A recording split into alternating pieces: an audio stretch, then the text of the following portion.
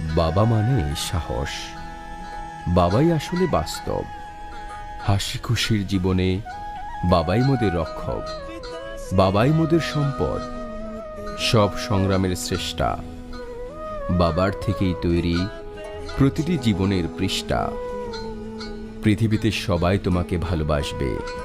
সেই ভালোবাসার মাঝে কোনো না কোনো প্রয়োজন লুকিয়ে থাকে, কিন্তু একজন ব্যক্তি কোনো প্রয়োজন ছাড়াই তোমাকে ভালোবাসবে।